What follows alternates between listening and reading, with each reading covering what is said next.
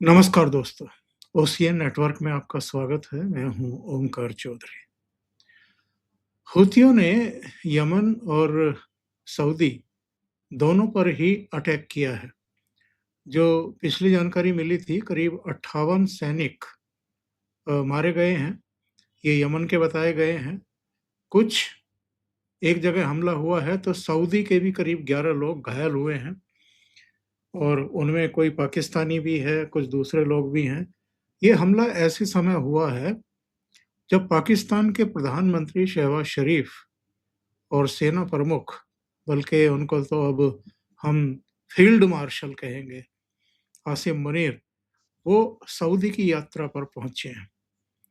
इस हमले का क्या उनकी यात्रा से कोई लेना देना है? किसी तरह का लिंक है क्या? और इसके कुछ अलग-अलग एंगल भी हैं।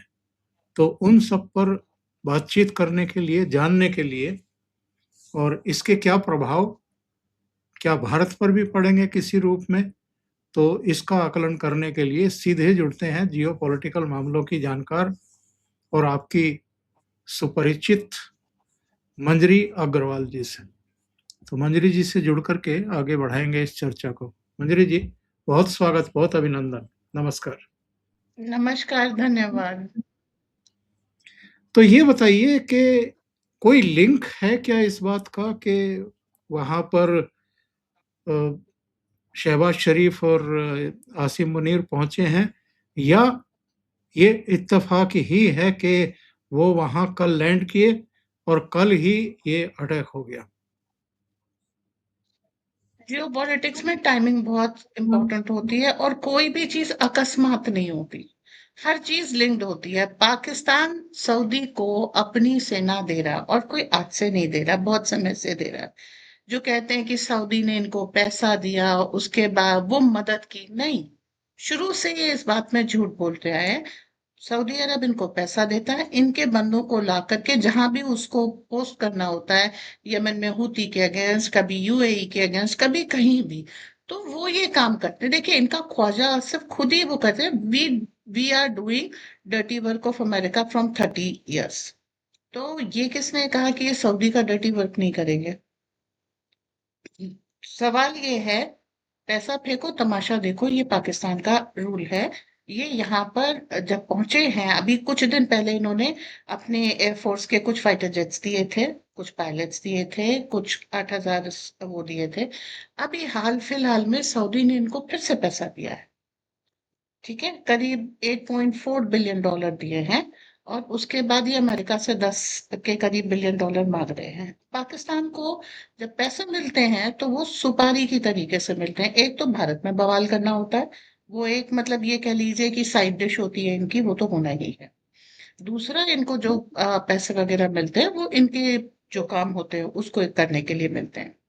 तो अब जब हम देख रहे हैं बलूचिस्तान से, वजीरिस्तान से, पीओजे के हर तरफ से ये पाकिस्तान खुद अपना अंडर अटैक है, इसके बावजूद वो अपनी सेना और अपना जो साजो सामान है वो सऊदी बेच रहा है।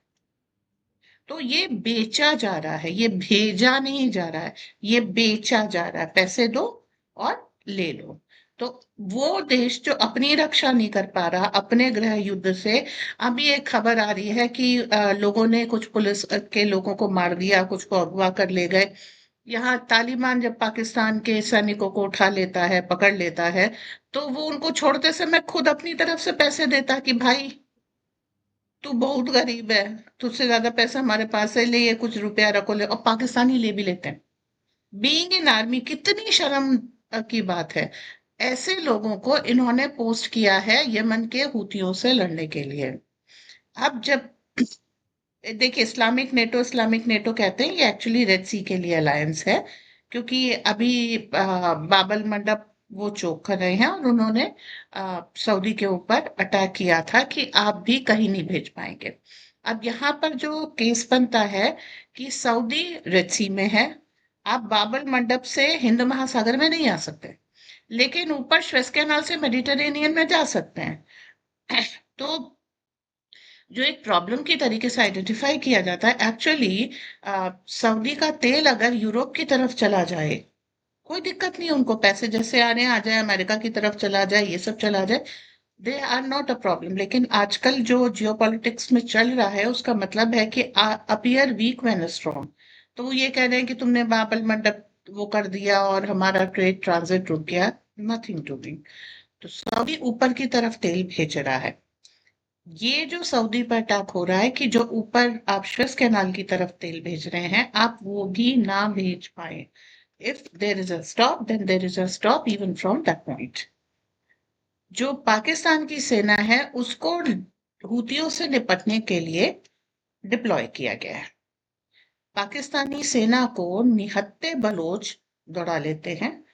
पिछले कई समय से मैं कुछ जो है रेफरल केसेस रखती हूँ कि आप देखिए 5-6 बलोच हैं, शस्त्रधारी पाकिस्तानी सैनिक है, वो आगे दौड़ रहा है और निहत्थे बलोच उसके पीछे दौड़ रहे हैं। ये वो ऐसी वाहिद सेना है जिसको ये बताया जाता है कि सरेंडर मत करो, हथियार मत डालो, हिम्मत से लड़ो, वगैरह वगैरह। वो गए हैं हूथियों से सऊदी अरब की रक्षा करने। Naturally left right and centre इनकी ठुकाई हो रही है। सऊदी ने पैसा दिया है, उसको पाकिस्तानी चाहिए। पाकिस्तान को क्या है कि पैसा मिला है, कुछ तो देना है। फर्स्टली सैनिक क्यों जा रहे हैं? क्योंकि उनको समय रहते पाकिस्तान छोड़ने का मौका मिल रहा है, इसलिए वो भी जा रहे हैं। पाकिस्तान आप देखिए उसमें उसके मुनीर का ही, फील्ड मार्शल का ही कोई भरोसा नहीं है। अब ये सारी चीजें वहां पर एक उसकी तरह जब ये लोग लैंड किए तो हूतीस ने इनके ऊपर अटैक करके इनको मैसेज दिया है, तुम पूरी पाकिस्तानी भी आर्मी भेज दो, तुम हमारा मुकाबला नहीं कर सकते। पहले हूतीज ने ये मैसेज दिया था किसको? अमेरिका को। उनके शिप्स के ऊपर ही अपने ड्रोन से अटैक कर देते थे और अमेरिका को पीछे हटना पड़ता था। हूतीज को केवल एक सेना कंट्रोल कर पाई है, वो भारतीय नौसेना। उसके अलावा हूतीस को कोई कंट्रोल नहीं कर पाया। तो पाकिस्तान इस समय वो ब्रंट ले रहा है, वो शर्मनाक हार ले रहा है जो हूतियों ने उनके लिए लिखी है और आगे भी इनको मिलती रहेगी। जी। मोटे तौर पर मैं देख रहा था कि ये क्यों पहुंचे हैं, जो सार्वजनिक तौर पर बताया गया है। एक तो सऊदी क्राउन प्रिंस से इनकी मुलाकात है, प्राइम मिनिस्टर मोहम्मद बिन सलमान के साथ है, और द्विपक्षीय संबंधों पर चर्चा करेंगे, निवेश पर करेंगे, क्षेत्रीय घटनाक्रम पर करेंगे, पारस्परिक सहयोग और विभिन्न पहलुओं पर इनकी डिटेल चर्चा होगी। जैसा अभी आपने बताया, दोनों के बीच में एक अकॉर्ड साइन हुआ था, समझौता साइन हुआ था। पाकिस्तान पर कोई अटैक करेगा तो उसको सऊदी अपने ऊपर अटैक मानेगा। सऊदी पर किसी भी तरीके से अटैक होता है, कहीं से भी होता है, पाकिस्तान उसे अपने ऊपर मानेगा।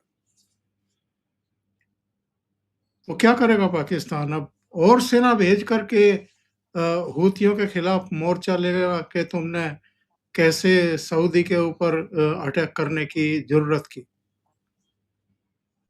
सऊदी अरब ने कभी नहीं कहा कि पाकिस्तान पे कोई हमला होगा तो वो हम पे हमला होगा, और पाकिस्तान पे हमला होगा तो हम पाकिस्तान को सजा वो देंगे। सऊदी ने पाकिस्तान के घोषित दुश्मन भारत को सम्मान दिया। ठीक है। एक समय सऊदी यूएई की कॉमन लाइन थी, पाकिस्तानियों को घुसने नहीं देंगे। इनके हज के और ट्रिप्स के ऊपर भी उन्होंने बैन लगा दिया था। तो ये इंडस्ट्रियल तौर पे झूठ पाकिस्तान ने अपनी तरफ से चलाया था कि भाई सऊदी अरब हमारे साथ है, हम पे कुछ हुआ तो सऊदी हाथ रखेगा। It was always a one way trade कि सऊदी पे कोई दिक्कत आई, क्योंकि पाकिस्तान को उन्होंने पैसे दे रखे हैं, इसलिए पाकिस्तान अपनी सेना देगा, अपने युद्ध के साजो सामान देगा और सऊदी की रक्षा करेगा। ये शुरू से एक तरफा पैक है। अभी अफगानिस्तान आए दिन पाकिस्तान के ऊपर हमला करता है, एक सऊदी छींक भी आई हो तो आप बताइए, मेंशन किया हो कि सऊदी ने कि भाई अफगानिस्तान अगर ऐसा करेगा तो हम अफगानिस्तान से चलो वार्ता भी करेंगे। They are oblivious to the basic problems Pakistan is facing. उन्हें कोई मतलब ही नहीं है इस बात का। वो इनको भिखारी वगैरह की तरीके से देखते हैं और यहाँ से जो जाते हैं उनसे टॉयलेट्स ही साफ कराए जाते हैं। कोई इज्जत नहीं है कॉमन सऊदी की नजर में पाकिस्तानियों की। तो ये पाकिस्तानी अपनी तरफ से झूठ बोलते रहते हैं। अब सवाल ये है कि भाई पाकिस्तान विघटित हो रहा है, टूट रहा है, जब भी पैसे मिलते हैं तो वो सैनिक कार्यवाही के लिए मिलते हैं, इसीलिए कॉमन पाकिस्तानी तक एक भी रुपया नहीं पहुंचता। ये सुपारी जनरल्स हैं, इनको सुपारी मिली है हुतियों को टैकल करने के लिए, ये वहां गए हैं बात करने के लिए कि हम ये कर सकते हैं वो कर सकते हैं। अभी भी हुतियों ने क्या साबित कर दिया, भाई साहब बातें अलग है, आप काम कुछ नहीं कर सकते, आप सिर्फ अपने यहाँ आए हुए डेलीगेशन के पर्स चुरा सकते हैं, दैट्स इट। ये आपकी वो है। पाकिस्तान पे मुनीर का इतना भरोसा है, उसने अपनी फैमिली अमेरिका भेज रखी है, उनकी सिटीजनशिप अमेरिकन है। तो इस समय विघटित होते पाकिस्तान की, इट विघटन के करीब है। आ, तो उसमें से कौन कितना अपने लिए निकाल सकता है, वो ये है कि राज्य डूब रहा है, जितना खजाना आप समेट सकें, सेना, जो सैन्य साधन है, और जो रुपया पैसा है, जो कुछ भी आप समेट के निकल सकें वो निकल लें। ये मांडवाली करने, ये सब करने गए हैं सऊदी। बाकी कोई सम्मानीय शहबाज शरीफ का या मुनीर का, सऊदी भी इंटरनेशनल पॉलिटिक्स में गहरी नजर रखता है, उसने देखा इन्होंने ईरान को किस तरीके से धोखा दिया है। जो ये अलायंस बना है, सऊदी का ईरान के खिलाफ जो स्टैंड था बिल्कुल क्लियर था, लेकिन अभी फरवरी में ये ईरान के जिंदड़ी यार बन रहे थे, फिर इनको पैसा मिला, अब ये सऊदी के जिंदड़ी यार हैं। और सऊदी और ईरान में इस समय एक क्योंकि हूती यार ईरान बैक्ड, ये युद्ध का माहौल है, तो इनका ये भूमि का प्रयोग ईरान के ईस्टर्न बॉर्डर को नुकसान पहुंचाने के लिए है। सब चीजें जो हो रही हैं वो ठीक है, सऊदी की को लोग चाहिए इस्तेमाल करने के लिए, इसलिए उन्होंने पाकिस्तानियों को आगे कर दिया है। But they are the first, मतलब वो ये कह लीजिए सैंडबैग की तरीके से यूज किए जाएंगे फायरिंग की केस में। कोई नहीं विश्वास करता ना आसिम मुनीर पे, ना शहबाज शरीफ पे, ना किसी पाकिस्तानी सोल्जर पे, ना उसकी युद्ध की कैपेबिलिटी से। तो जो झूठ बोलना है पाकिस्तान का वो अलग है, सच्चाई ये है कि वहां सैंडबैग की तरह यूज होने गए। जी।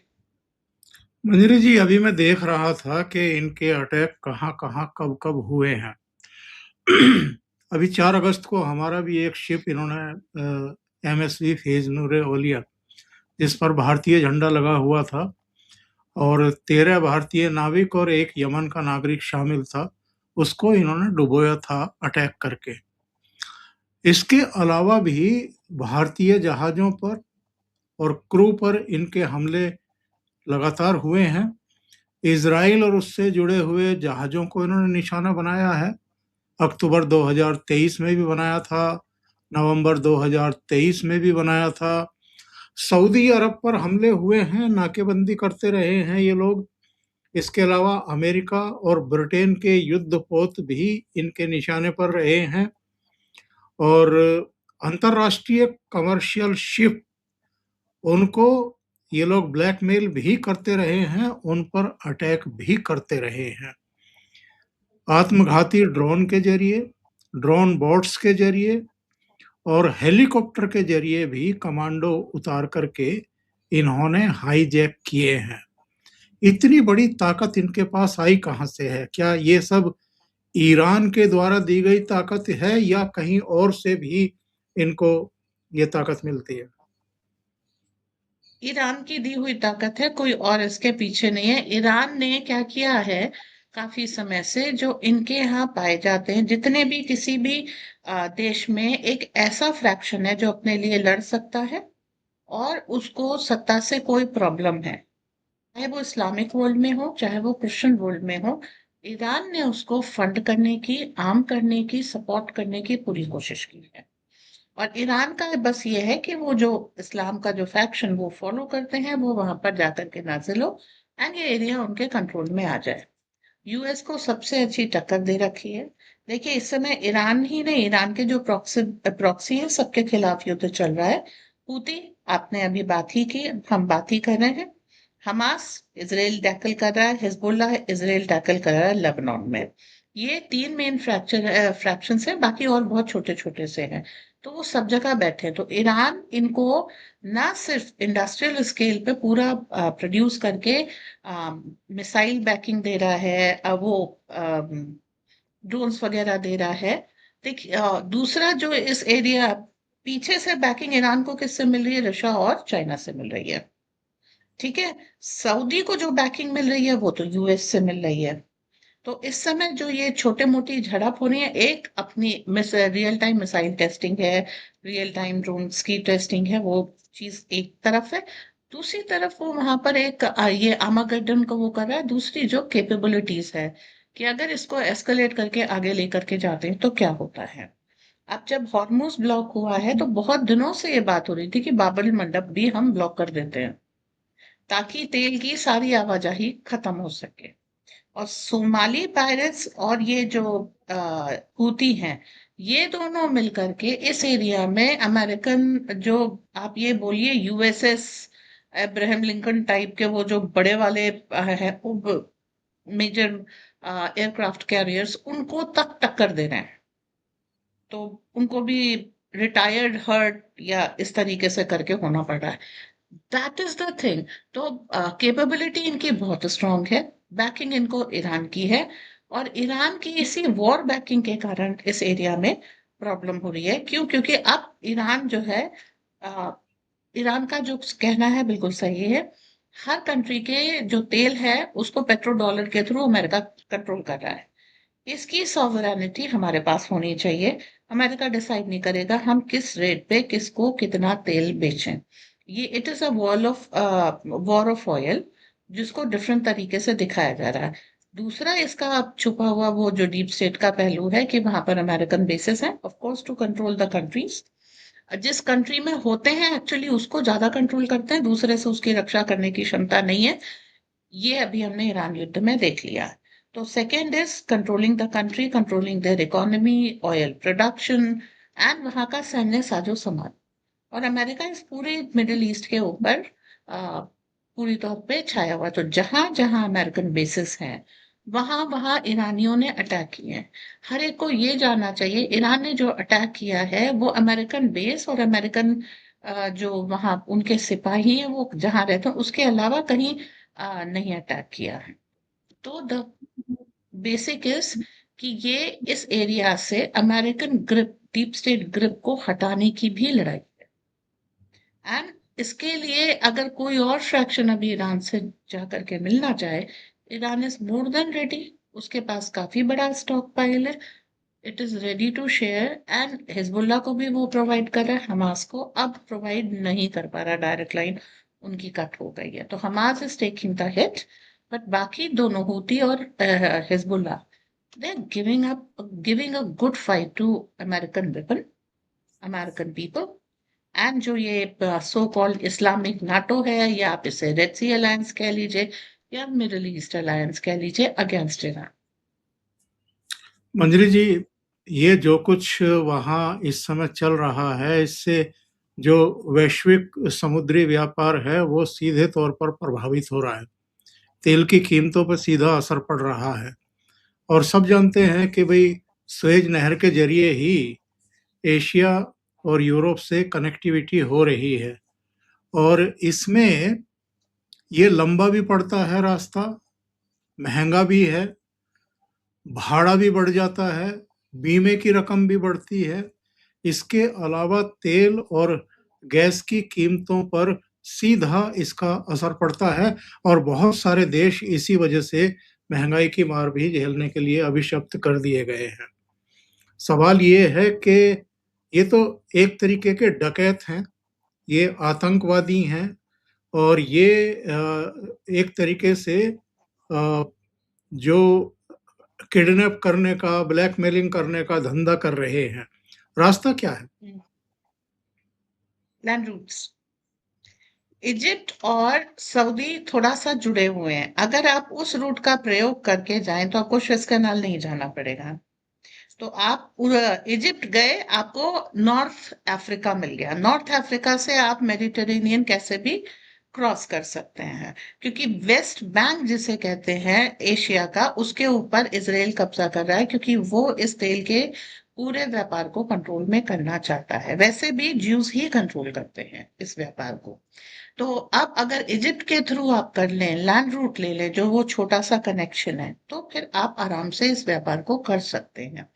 दूसरा, तुर्की इसमें एक खलीफा बनने की भूमिका निभा रहा है, बट तुर्की भी वो लैंड रूट प्रोवाइड कर सकता है, जिससे ये कनेक्टिविटी हो सकती है। तो इट्स नॉट दैट कि आपको हॉर्मूज़ चाहिए तेल के व्यापार के लिए या बाबल मंडप चाहिए। बहुत अच्छे से आपके पास अल्टरनेट ऑप्शंस हैं। सीरिया में जो प्रॉक्सी है, वो अमेरिका का है, तो आप आराम से इन चीज़ों का यूज़ कर सकते हैं।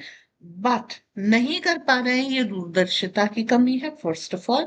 और अभी भी देखिए, आपको अल्टरनेटिव रूट रखना पड़ेगा। अगर आप एक स्वेज कैनाल पे डिपेंडेंट रहेंगे, तो आप इन चीज़ों का सामना करते रहेंगे। अभी मोदी जी ने मल्टी मॉडल ट्रांसपोर्ट जो अपना आईमैक अनाउंस किया था, क्या था? जहां पर हमारे लिए हॉर्मूज को अवॉइड करो, सीधे जो है I2U2 बनाया, जस्ट इसलिए कि आप उन अ, जो सिंगल पॉइंट चोक पॉइंट्स हैं, स्ट्रैटेजिक पॉइंट्स हैं, उनको अवॉइड करके आप ट्रेड कर सके।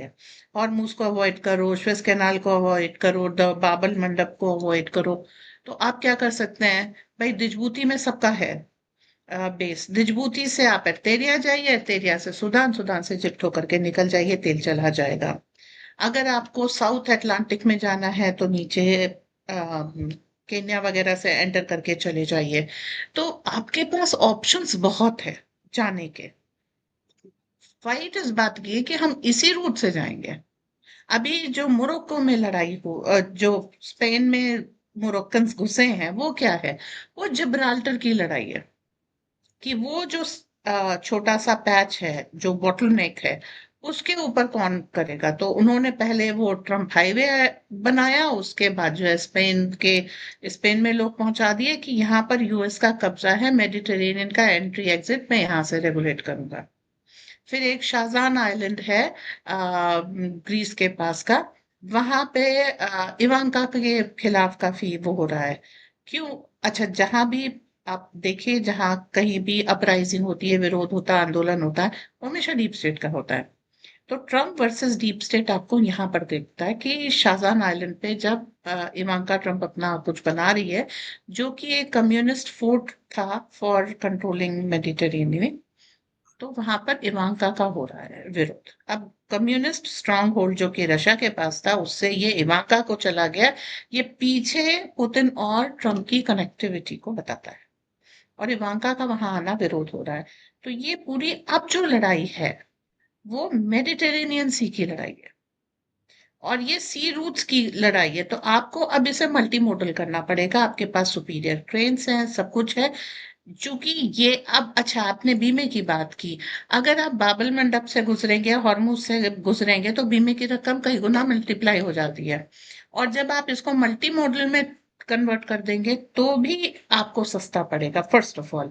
सेकेंडली, जो इंग्लैंड का मेरीटाइम कंट्रोल है, वो भी आसानी से क्योंकि कोई इंश्योरेंस कराने नहीं जा रहा, कोई सी रूट का परमिट आपसे नहीं ले रहा, तो जो इंग्लैंड का पूरा ग्रिप है इससे, वो भी टूट रहा है। तो जो पावर बैलेंस है ट्रेड रूट्स का, इस समय वो टूट रहा है। और आपको मल्टी मॉडल पे जैसे ही आप आ जाएंगे, जो पॉइंट्स बचा ले जाएंगे, और उसके बाद आप आराम से स्ट्रेट को कर सकते हैं। मंजरी, बहुत-बहुत धन्यवाद आपका जुड़ने के लिए। दर्शकों को मैं बता दूँ, हमारे 2 चैनल हैं, ओशियन नेटवर्क, जो स्थापित पहला चैनल है। उसके बाद एक दूसरा चैनल शुरू किया था, ओमकार चौधरी शो। अब दोनों ही चैनलों के जो सब्सक्राइबर हैं, वो 6 लाख से ऊपर हैं। तो ओशियन नेटवर्क को कन्फ्यूजन दूर करने के लिए हमने अंतर्राष्ट्रीय मामलों के डिस्कशंस के लिए, जियोपॉलिटिकल मामलों के जानकारों को बुलाने के लिए, उनसे बातचीत करने के लिए रख दिया है। केवल इंटरनेशनल, ग्लोबल जो न्यूज़ हैं, उन पर डिस्कशन होंगे, और ओमकार चौधरी शो पर डोमेस्टिक पॉलिटिक्स और घटनाएँ, उस पर वो रहेंगी, ताकि कन्फ्यूजन दूर किया जा सके। तो मंजरी से मेरी अभी बात हुई नहीं है, लेकिन मैं अपनी तरफ से एश्योर करता हूँ कि सप्ताह में 4-5 दिन वो हमारे साथ जुड़ेंगी ही अंतर्राष्ट्रीय मसलों पर चर्चा करने के लिए। सौभाग्य है मेरा। बहुत धन्यवाद आपका भी और दर्शकों का भी। तो अब से अंतर्राष्ट्रीय मामलों पर चर्चाएं आपको ज़्यादा सुनने को मिलेंगी, ज़्यादा एक्सपर्ट आपको इस चैनल पर दिखाई देंगे। बहुत धन्यवाद। नमस्कार। नमस्कार।